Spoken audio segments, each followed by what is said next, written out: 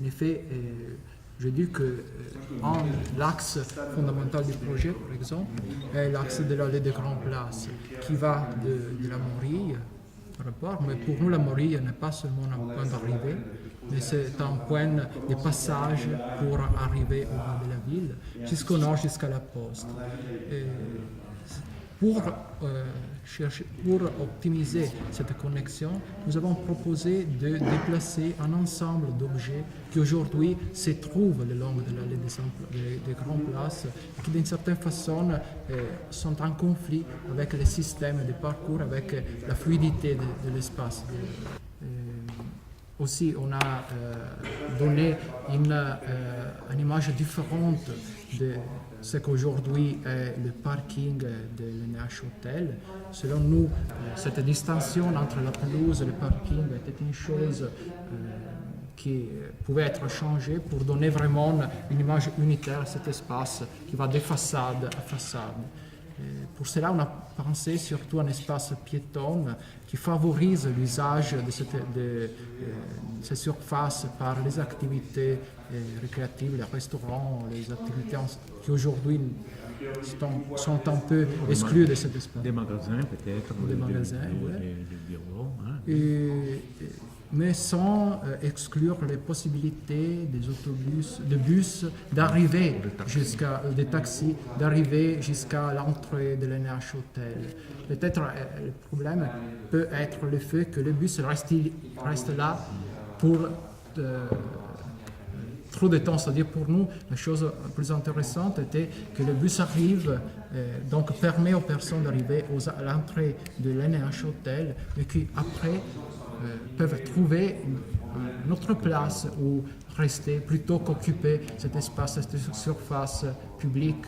C'est une surface très précieuse pour la ville, qui selon nous pourrait être gagnée pour la vie collective plutôt qu'être utilisée pour le parking de surface. Est-ce que ce serait possible de caser des bus là? Cette partie, elle appartient à un propriétaire, c'est pas une partie publique. Donc, tu peux imaginer que demander à un propriétaire d'aller placer des bus. Surtout qu'on sait qui c'est. Mais c'est pas constructible ça. Hein? C'est constructible ça? Oui, c'est constructible. Ah, c'est constructible? Bien sûr.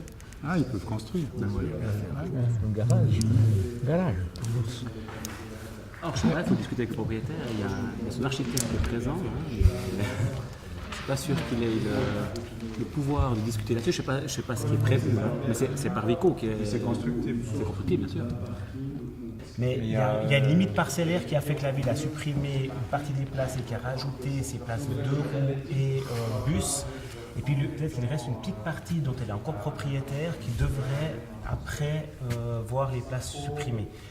Maintenant, les places qui sont directement devant le NH Hotel, d'après moi, elles ne sont pas dans le périmètre du PAD. Parce que le NH Hotel n'est pas dans le périmètre du PAD.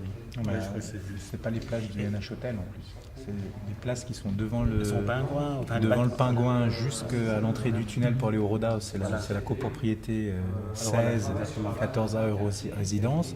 Les places qui sont entre l'appart et la riche, il y en a 5, il y en a 3 qui sont allouées à nous, mais toute la partie fait partie aussi à la copropriété. Et puis les seules places qui sont disponibles pour la ville, c'est les places blanches du centre en fait. Ok, donc si on regarde sur le parcellaire, on a aujourd'hui une limite. Les places de parc qui sont dans le périmètre du PAD, qui sont aujourd'hui exploitées par parcomètre, sont des places qui sont encore publiques, qui devront être supprimées avec l'aménagement du parking souterrain. Les autres, elles ne sont pas dans le périmètre du PAD et elles n'appartiennent pas ni à la ville, ni au NH, mais aux copropriétés. Donc ça sera aussi un élément.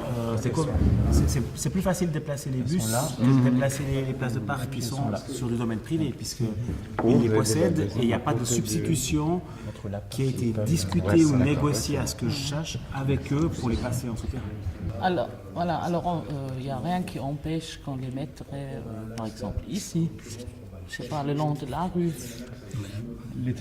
Moi, s'il faut enlever les places de parc ici, c'est à mon avis pas pour les mettre là, ben les mettre là, hein. C'est vraiment pour les mettre plus loin, sinon Et puis l'axe là-bas est prévu d'être libéré, c'est un des grands thèmes du projet. Et puis mettre les bus dans un sens, c'est reculer pour en sortir, c'est pas évident. Il y a quelque chose que personne n'a relevé, c'est la question de la sécurité. Parce que moi, quand je vois ce genre de choses ici, faut quand même voir que, prenons la photo, aujourd'hui c'est un vrai nid drogué, gay, je sais pas quoi, là au fond, c'était censé, la ville a voulu mettre un jardin d'enfants que personne n'utilise parce qu'il est complètement insalubre.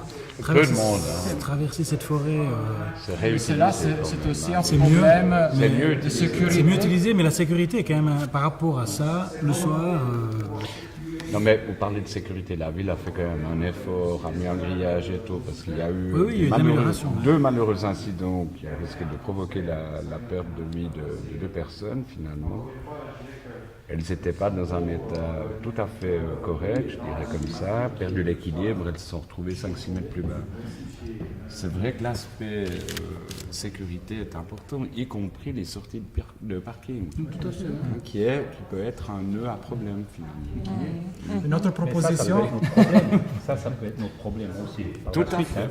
Parce que là, c'est vraiment quelque chose... C'est très bien de faire bien, je comprends, mais nous avons fait cette proposition pour répondre à une exigence d'utilisation de cet espace. Si la ville veut l'utiliser, il est logique qu'elle doit garantir la sécurité de cet espace. Sinon, elle doit dire non, je ne veux pas l'utiliser. On peut faire une funiculaire, ok, on va faire une funiculaire, on peut résoudre le problème. Donc, je crois que certains aspects du projet, ce sont des propositions que nous avons faites pour faire vivre, pour faire pénétrer la ville à l'intérieur des espaces qui aujourd'hui ne sont pas utilisés, ou parce qu'il est impossible de pénétrer, ou parce que les personnes n'ont pas une sécurité suffisante pour utiliser cet espace. Selon nous, il est indispensable que cet espace retrouve dans sa totalité la sécurité. Parce qu'il est difficile de penser qu'un côté ou une surface publique, un espace public soit fermé à l'usage public, à l'usage de personnes, pour la présence de problèmes de sécurité ou n'importe quoi. C'est une réponse d'architecture que nous donnons, mais il faut bien comprendre qu'il s'agit aussi d'une réponse politique d'une certaine façon, d'une prise de position par rapport à des problèmes qui aujourd'hui existent, que le concepteur peut travailler ensemble à la ville pour résoudre, mais il faut avant tout prendre des positions, je crois. Nous, on ne s'est pas tellement intéressé à cet espace-là dans notre planification, c'est une place goudronnée. Mais pour moi, il y a un véritable enjeu. Ça s'appelle l'esplanade. Est-ce que c'est une esplanade? Est-ce que c'est une rue? Pour l'instant, c'est un balcon. Comment on imagine ça? Quel statut a cet axe-là par rapport à celui-là? Si celui-là devient piéton, il reprend un peu un des usages de celui-là. Et puis ils sont parallèles. Comment ça va fonctionner cette dualité entre les deux cheminements parallèles? Et puis quelle qualité on peut donner à l'un ou à l'autre et vice-versa. Moi, c'est vraiment quelque chose qui m'interpelle. La qualité spatiale de ça. Et puis nous, on a peur, mais déjà par rapport aux usages actuels de cet espace, que ça devienne un peu le lieu, pas le lieu de tous les délits, mais qu'il y ait des trafics et des jeunes gens mal intentionnés qui traînent par là. Et ça, c'est un souci pour le propriétaire que je représente. Et on vous invite vraiment à développer quelque chose de chouette pour cette esplanade Joe Siffert. Je pense qu'on avait cette idée un peu que l'avenue de la Gare, c'est plus l'endroit des circulations, l'endroit piéton, il y a plus de choses qui se passent, on a des centres commerciaux, transports en commun.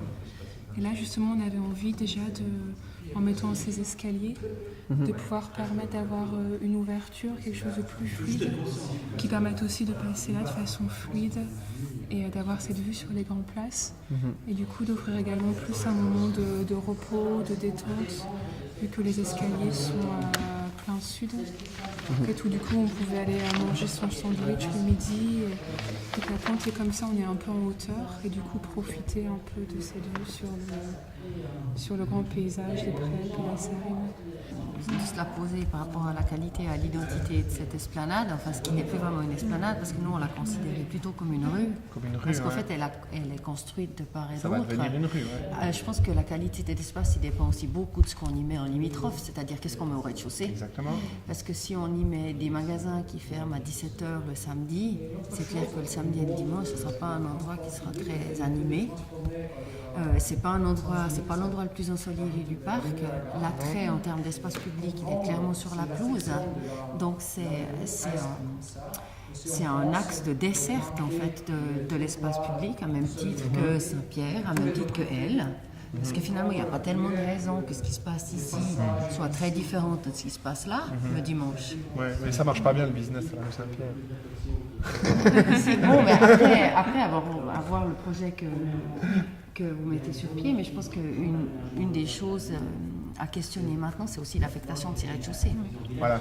Parce que des entrées. Pour l'instant, on a des plateaux libres, ça dépendra vraiment des locataires. Mais nous, on est demandeurs de peut-être certaines réflexions par rapport à l'extérieur pourraient orienter des choix ou attirer certains locataires vers nous. Et puis ça pourrait être intéressant. Je pense que ça, c'est quelque chose qu'on peut de toute manière appréhender pour l'ensemble de l'esplanade des grandes places. C'est-à-dire qu'on a actuellement des façades qui sont bornes et sans ouverture, alors qu'elles bénéficient d'un accès à l'espace public qui est étonnant. C'est assez surprenant de voir qu'on a des arrières de boutiques. Donc il y a une reconsidération à faire, je pense, par rapport à la qualité de ces rez-de-chaussée sur l'ensemble du secteur, y compris ici. Par rapport je ne connais pas les baux qui sont en place. Oui, partout. Il y a tout le secteur. Parce que ces centres commerciaux à l'américaine, voilà, ils ont 3 entrées principales et le reste, c'est des arrière-boutiques. C'est extrêmement dommageable. C'est dommageable pour la qualité de l'espace public, mais aussi pour l'interaction qu'on a entre les gens et le théâtre et la pelouse plus loin. Donc la question, elle est juste ici. Je pense qu'on peut se la poser pour l'entier du secteur. Moi, je ne veux pas être celui qui jette le pavé dans la main. Moi, je comprends bien qu'on doit éviter les délits et puis tout ça, ou des comportements. Et je ne dis pas que les gens doivent en avoir, mais il faudra quand même bien qu'il y ait des endroits où il peut se passer quelque chose, qui n'est pas l'accueil des clients, qui n'est pas... Vous voyez ce que je veux dire, hein, je n'excuse pas ce qui peut se faire de pas juste. Il y a bien un endroit quand même où... Alors, on peut essayer de trouver toutes les stratégies qu'on veut. Moi, je travaille avec des personnes toxicodépendantes. Ils ont un espace sur l'espace des grandes places. Je me rends bien compte que de plus en plus, ils n'auront plus d'espace, où on va les sortir de cet espace. On a fait ça dans d'autres villes. Il faut savoir après où ils vont. On déplace le problème. On va déplacer le problème. Je sais bien que c'est dérangeant d'avoir des gens qui sont des marginaux et puis qui posent des problèmes de bruit, puis de tout ce que vous voulez, de littering et autres. Mais je ne sais pas si on peut les intégrer dans les projets. Moi, ce serait quand même mon rêve. Donc, Non, aujourd'hui oui, mais pourquoi est-ce qu'il est si large et que vous ne profitez pas de faire de la verdure avec un parc plus grand, avec simplement une allée qui correspond à ça? Pourquoi est-ce qu'il y a une volonté de faire une grande allée comme ça sur un accès qui est finalement une terrasse et puis un bâtiment? Il n'y a normalement pas de voiture, j'ai bien compris ici, c'est un chemin. Il y a les livraisons de la Migros. Pourquoi maintenir cette dimension? Non, c'est ça. Non. Les livraisons de la Migros, ils n'arrivent pas là, ils passent là. Il y a quand même tous les camions, il y a la COP, il y a la Migros, tous les camions qui descendent là, parce que vous parlez toujours du parking Manor. Il faut juste penser, grand place, il faut quand même savoir qu'il y a encore dessous, les camions ils passent dessous ici, puis ils arrivent ici. Il y a toutes les livraisons des bâtiments qui sont derrière qui passent par là. C'est pour ça que c'est trompé aussi. Bien sûr. Notre but, c'est celui d'approfondir les caractéristiques de ce passage avec des parkings des bicyclettes, des vélos pour les motos. Donc c'est un espace qui doit encore trouver cette conformation. Notre volonté est celui de marquer cette continuité pour les sites. Mais sur la section de cet espace, on doit encore travailler. Par rapport aussi, je me lis ce que disait monsieur, pour l'ouverture de ces façades, si possible, ou non, aujourd'hui, ce sont seulement de parois fermées. pourrait être utilisé, avoir une connexion visuelle transparente entre l'intérieur du micro et cette allée ou non? Parce que ce n'est pas possible, on peut penser de végétaliser, utiliser cet espace pour d'autres choses. On pourrait déplacer cette sortie à côté, par exemple, en libérant tout cet élément. Ce sont des aspects sur lesquels on est en train encore de travailler. La problématique, elle est financière ici, elle est bêtement matérielle. Hein. Dans les idées, je comprends bien. Il faut juste se mettre en tête qu'avant, il y avait un bâtiment, que ce bâtiment a été refait pour faire ce qui est Nuel Manora, qui est venu Gemelli. Puis le théâtre est venu bien après, finalement, parce que le bâtiment était déjà construit. Évidemment, quand on regarde urbanistiquement, il n'y a pas besoin de faire beaucoup d'études. Moi, je n'en ai pas fait pour voir que c'est moche, quoi. Ouais, voilà. Mais ce qu'il faut juste savoir, c'est qu'aujourd'hui, sauf respect pour M. Stéphane qui n'est pas encore là, c'est qu'aujourd'hui, le théâtre, le restaurant du théâtre, c'est ça, et puis c'est pas son truc, quoi. C'est beaucoup trop petit. Ce que j'allais dire par rapport à votre proposition, où je trouve qu'il y a ce souci de nettoyer un peu la surface et de retirer toutes les sorties, hein, toutes les émergences en verre, etc., pour relibérer les circulations, avec le principe de rentrer, si c'est possible, dans les bâtiments existants quand ils sont à proximité, et puis avec le principe contraire, qui est celui d'un très grand patio, très généreux, sur la place, où là, au contraire, on ouvre, et on en fait une vraie qualité d'un rapport entre le dessus et le dessous, d'un accès au parking, etc.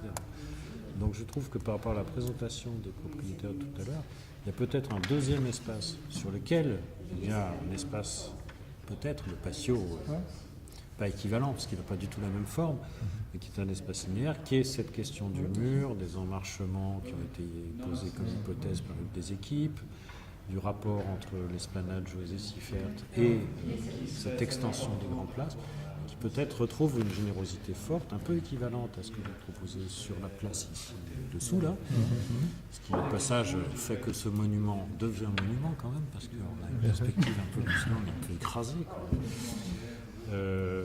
Et voilà, du coup je trouve qu'il faudrait soutenir cette idée-là, parce qu'on sent bien que le nettoyage des petits édicules, enfin c'est pas gratuit, c'est quand même très très hypothétique en termes de réalisme des choses, à moins d'arriver à trouver des moyens de financer, de redonner droit à bâtir, des choses comme ça pour l'avoir sous caution.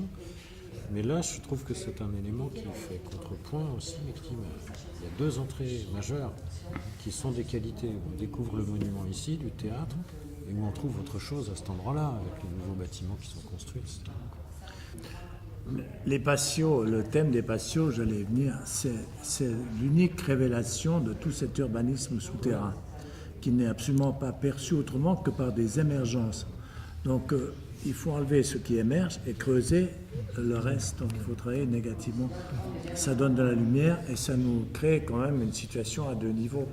Ça, ça paraît utile parce qu'une fois qu'on est en bas, on est en bas jusqu'à ce qu'on ressorte, tandis qu'ici, on passe quand même des zones éclairées et ça a beaucoup d'importance, ça pourrait même avoir une dimension encore supérieure. Il faut savoir ici que ce bâtiment, qui est un bâtiment qui est carré, est en fait un vieux bâtiment qui faisait que 2 étages, qui était agrandi une fois comme ça, après il y a une rue qui est achetée derrière.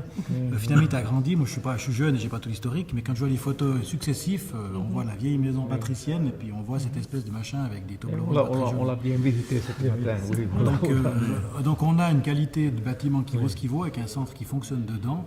Et déjà rien que pour ici, si vous regardez, on a utilisé un ascenseur qui sert et à la galerie et au magasin Manor. Déjà rien que pour faire un trou pour faire ça, c'est déjà compliqué.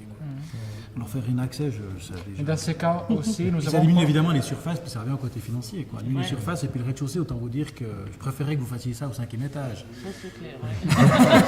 Oui, mais ça semble pas très pratique. Selon vous, c'est quoi l'acte fort qu'il faut faire au début pour poser le projet? Chez nous, il faut s'occuper de la forêt et du talus.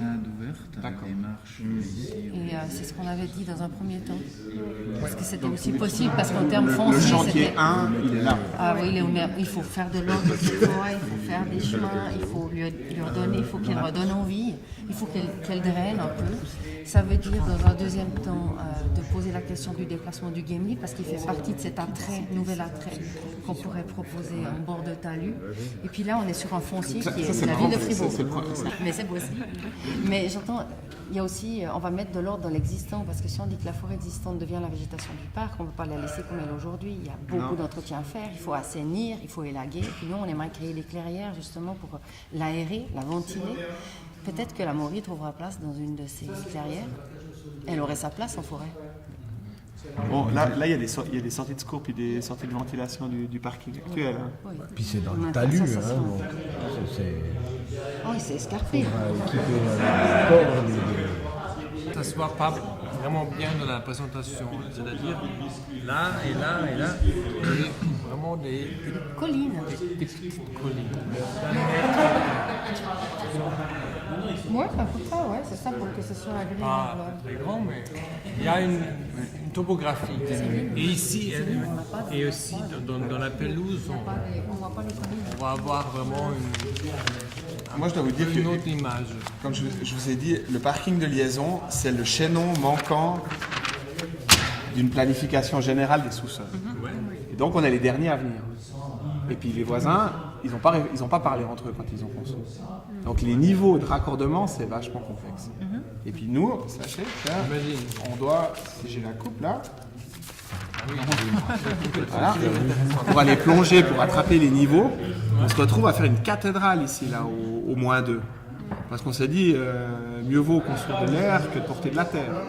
Donc là, on est déjà très très haut. Donc on a des piliers très très hauts qui sont soumis aux efforts de flambage, etc. Enfin, je vous passe les détails. Donc pour nous, c'est un énorme problème de venir rajouter du poids là. En tout cas, c'est quelque chose qui doit être défini très rapidement. Parce que, mais je sais que maintenant, c'est un des trucs qui ne marche pas là. C'est qu'on ne peut pas mettre un chapiteau de cirque par-dessus parking. Une grande place, par exemple. Exactement. Mais c'est clair que Mais il y a tellement de sous à mettre dessous pour pouvoir faire des choses comme ça. Je mets quand même un bémol. Pour l'instant, ça c'est le rendu. C'est le parvis. En fait, on a appelé le clos. Actuellement, on a un muret qui longe la rue du Temple, justement. Et on l'a fait se retourner après avoir quelle proportion, plus grand, plus large. Mais c'était l'idée de faire se retourner et de redonner un écrin quelque part à cette église, un écrin qui serait public. Donc on aurait le droit de venir trouver un peu de calme entre les bâtis et le temple, par exemple, ici. Est-ce qu'il intègre de la végétation ou pas? Est-ce que ce clos irait plus loin ou pas? Mais c'était vraiment l'idée de relever une surface en écrin à l'église et de requalifier par un sous-secteur, en fait, un sous-espace, de requalifier l'ensemble de ce secteur ici, sur la rue Tivoli. Mais là, vous intégrez la rue du Temple, hein? Elle est là, la rue du Temple. Oui. Vous l'intégrez dans oui, on va de façade à façade, en fait. Ouais. La place va de façade à façade, qu'on parle de la pelouse ou bien de... Là, vous éliminez les places de parc, ce qui est... Oui, ce qui est en surface. Tout en maintenant quand même un axe, disons, pour les offices religieux. Alors ici, tout ce qui est... évidemment, tout ce qui est véhicule d'urgence, livraison, tout ce qui est circulation d'entretien et d'usage, ça reste. Et puis, il y aura peut-être quelques places en surface aussi. L'unique accès à l'entrée du temple, c'est de côté. Aujourd'hui, comme c'est ici, c'est une dame qui passe. Non, maintenant, là, sur votre plan. On peut accéder depuis là, et puis on rampe depuis ici. Ah, parce que là, je ne vois pas d'escalier, justement. Oui, alors c'est vraiment fait à l'échelle du plan, mais c'est la même taille des escaliers ici que ici, donc on a un bel escalier frontal. Et vous avez un escalier qui est au sud également. Et vous auriez l'escalier sur toute la largeur. Oui, surtout le front côté roman, puis en gradin côté Tivoli. En fait, la forêt, elle devient la végétation de ce qu'on a appelé le parc urbain. Elle existe. Alors on va faire un parc avec des arbres qui existent déjà. Après il faut mettre de l'ordre. Il faut élaguer, il faut entretenir. Et puis il faut multiplier, cultiver, entretenir aussi les usages qu'il y a déjà et en créer des nouveaux jeux. Et pour créer les usages, c'est vrai qu'on a remonté là, par exemple, la piste de pétanque qui était inutilisée, si ce n'est à des fins. Parce qu'elle était trop d'autres au fond, fins, comme disent les voilà, gens. trop cachée, pas visible. Voilà. C'est-à-dire la sortie qui se trouve de ce côté. Si on peut imaginer que cet élément, plutôt d'être un autre élément, un ajout à l'intérieur de l'espace extérieur, peut plutôt être englobé à l'intérieur du nouveau volume. Cela sert à l'espace public, sert au concepteur à donner plus de clarté à l'usage et de fluidité à l'espace. Aujourd'hui, c'est un élément qui frappe un peu le passé. Alors, si vous voulez, sur tous les grands plans, si c'est fait au cours des ans des choses plus ou moins belles, je suis très gentil et très modeste, et aujourd'hui, évidemment, il faudrait trouver des solutions. Le gros problème qu'on a sur votre proposition, c'est qu'on a un bâtiment qui est privatif, donc qui est absolument privé. Il y a des appartements, il y a des commerces et il y a des besoins de sécurité que nous avons en Suisse. Je ne sais pas en Italie, mais chez nous, on commence à en avoir un grand besoin.